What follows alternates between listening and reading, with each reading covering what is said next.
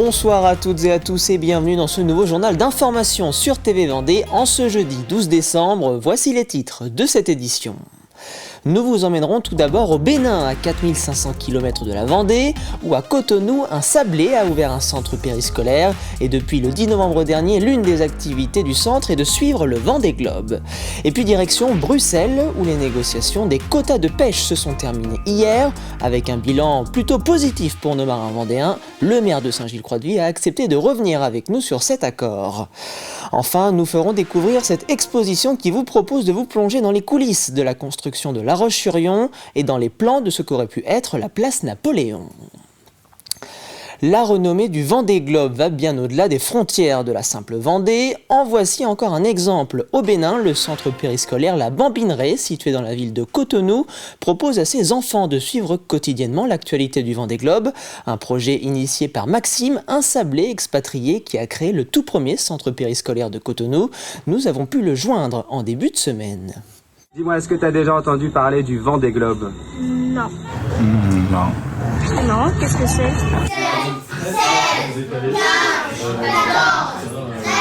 Avant le départ du Vendée Globe, donc le dimanche matin, chaque enfant, du coup, a confectionné un petit bateau, comme vous voyez ceux qui sont là, par exemple, et donc, du coup, a choisi le skipper qu'il voulait suivre.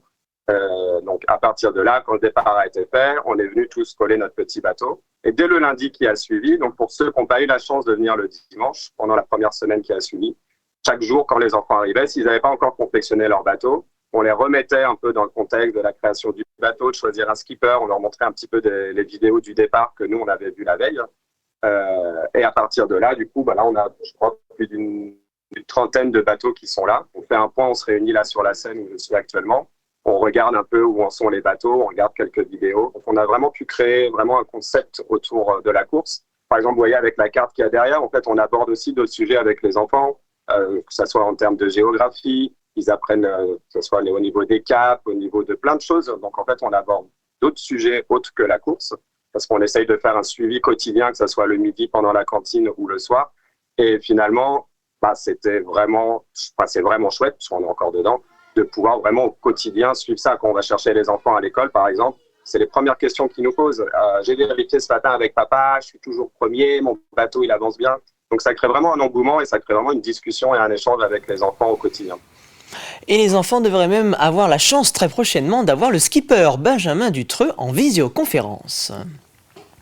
Justement, un point sur le classement du Vendée Globe en ce 33e jour de course. Et au classement de 15h, ce jeudi, c'est toujours Charlie Dalin qui mène la flotte avec un peu plus de 3000 milles nautiques d'avance sur ses deux premiers poursuivants, Sébastien Simon et Johan Richaume. L'intégralité de l'actualité du Vendée Globe est bien évidemment à retrouver juste après cette édition dans le résumé du jour préparé aujourd'hui par Aurélien Huard. On poursuit ce journal avec l'annonce des nouveaux quotas de pêche qui viennent tout juste d'être validés par l'Union européenne ce mercredi. Un nouvel accord pour l'année 2025 qui s'avère plutôt satisfaisant pour nos marins vendéens. François Blanchet, le maire de Saint-Gilles-Croix-de-Vie, fait partie de la délégation vendéenne présente à Bruxelles. Il revient ainsi avec quelques bonnes nouvelles. Au final, le ministre a réussi à obtenir la rouverture donc, de la pêche au chinchard, qui est fermée depuis 2022 et donc qui va être très très bénéfique pour nos criées. On a obtenu un statu quo sur la civelle, donc c'est-à-dire que rien ne change l'année prochaine. Donc ça aussi, c'est une bonne nouvelle. Pour le port de Saint-Gilles-Croix-de-Vie, par exemple, il faut savoir que la pêche à la civelle, c'est 17 bateaux, donc c'est quelque chose d'important. On a un maintien des quotas sur la sole, sur le bar, sur le merlu et sur le merlan. Donc ça, ce sont des bonnes nouvelles aussi parce que ça ne change pas. On a 2 points d'alerte, un sur le maquereau où on a une baisse d'une 30%. Je suis pas certain que ça impacte trop les ports vendéens parce que on avait un quota qui était élevé, mais voilà, c'était à signaler. Et puis le lieu jaune qui va désormais passer en prise accessoire, c'est-à-dire qu'on n'aura plus le droit de cibler la pêche, on pourra le pêcher en prise accidentelle, mais on n'aura plus le droit de cibler la pêche. Donc effectivement, deux nouvelles en demi-teinte, mais le reste, ce sont que des bonnes nouvelles. Et c'est rare de dire ça, mais voilà, on revient de Bruxelles plutôt satisfait et on s'en sort plutôt bien cette année. Florence Pinault est elle vice-présidente du conseil départemental et était également sur place. Elle salue la capacité d'adaptation des marins-pêcheurs de Vendée qui ne peuvent que subir la situation. On a de moins en moins de marins-pêcheurs. On a des bateaux qui ont fait du plan de sortie de pêche. Donc, on a aussi moins de bateaux. Et on a la chance dans nos ports vendéens que nos marins s'adaptent. En fait, le marin s'adapte tout le temps par rapport à sa profession, par rapport à ce qu'il peut pêcher dans ses quotas de pêche. Et à cette possibilité-là, enfin cette possibilité, cette obligation-là plutôt que de subir, eh bien de s'organiser, de s'adapter à ce qu'il peut aller pêcher et quand est-ce qu'il peut aller pêcher. Et de travailler aussi, bien évidemment, mais ça ils le font depuis très longtemps, sur la qualité du poisson. On a la chance aujourd'hui, en Vendée, mais sur le littoral en général, d'avoir un poisson qui est de très très bonne qualité. Le 43e congrès de l'antenne vendéenne du syndicat Force ouvrière se tenait hier à Chaland, une assemblée générale en présence de 250 participants, dont le secrétaire général national Frédéric Souillot. La feuille de route des 4 prochaines années a été tracée et les priorités du syndicat restent les mêmes: augmentation des salaires, abrogation de la réforme des retraites ou encore défense de l'emploi. Notre rôle à Force ouvrière, mais comme pour toutes les autres organisations syndicales, c'est que le gouvernement redonne la place qui est la sienne à la démocratie sociale et redonne la place qui est la sienne, qui doit être la sienne à la négociation collective. Mais c'est aussi prendre la température des camarades dans les entreprises, dans les administrations, sur ce qui se passe en ce moment sur le territoire national, mais notamment en Vendée, avec les plans sociaux, les risques sur l'emploi et surtout l'instabilité politique qui inquiète beaucoup de monde. Prenons désormais la route de Montaigu, où la future école Jules Verne prend forme. Après 1 an et demi de travaux, le groupe scolaire devrait accueillir 225 élèves à la rentrée scolaire 2025, des enfants de maternelle et de primaire qui travailleront dans un bâtiment doté de panneaux photovoltaïques, avec une gestion des eaux pluviales, une cour enherbée ou encore un potager pédagogique.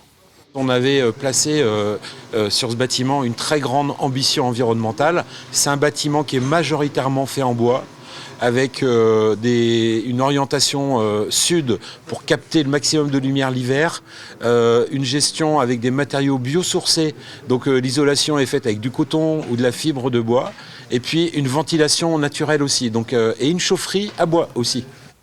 Et le coût de l'opération s'élève quasiment à 8 millions d'euros, un coût essentiellement supporté par la ville.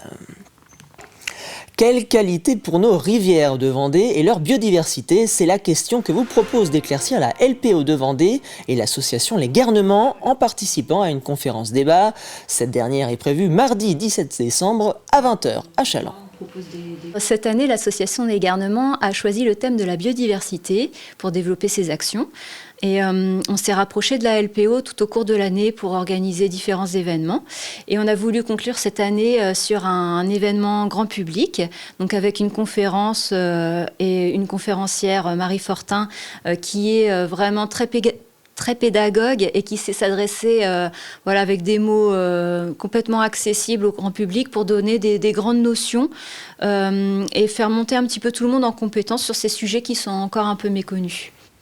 L'objectif de ce rendez-vous est donc d'apporter des connaissances au grand public pour comprendre ce qu'est le cycle de l'eau et comment il influe sur la qualité de l'eau qui coule dans notre robinet.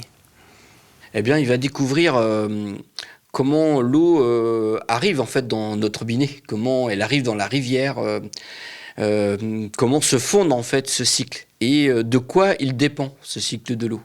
Donc de quelle vie en fait du bassin versant, de quel paysage, de quelle prairie, enfin tous ces détails qui font qu'on a un cycle de l'eau résilient ou bien à l'inverse un cycle de l'eau qui se dégrade, ce qu'on observe aujourd'hui. Dans le cadre des 220 ans de sa création, La Roche-sur-Yon vient de lancer une exposition sur sa conception au cœur d'une ville impériale. C'est une exposition au cours de laquelle vous retrouverez entre autres des projets de refonte de la ville qui n'ont jamais été dévoilés ou encore les coulisses de la création de la fameuse statue Napoléon qui trône au cœur de la ville. En voici quelques images avec ce reportage de Simon Philippot. Découvrir l'histoire urbanistique de La Roche-sur-Yon, c'est ce que propose cette exposition où l'on retrouve différents plans, croquis, tableaux ou encore maquettes. Une exposition qui se fait sous le regard de celui qui a décidé de la création de la ville. Le seul qui ait pris la décision de transférer le chef-lieu de la Vendée de Fontenay-le-Comte à La Roche-sur-Yon, c'est Napoléon Ier. Alors à partir de là, il s'agissait de construire une ville nouvelle et aussi d'y implanter les grands édifices administratifs et de pouvoir autour de la place Napoléon. La statue équestre que nous découvrons aujourd'hui sous différentes facettes permet de connaître l'évolution justement de l'histoire de la ville de La Roche-sur-Yon. Au fil de leur déambulation, les visiteurs découvrent notamment l'histoire de la place Napoléon et de sa célèbre statue de l'empereur.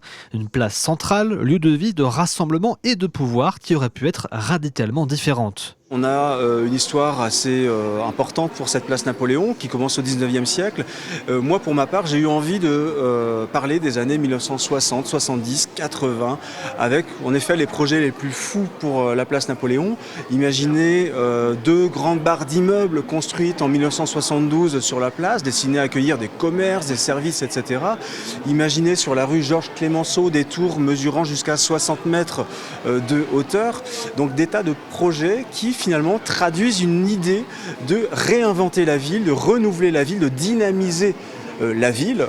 Et c'est ce qui mène finalement en finalité au projet tel qu'on le connaît de la place Napoléon réalisé en 2013.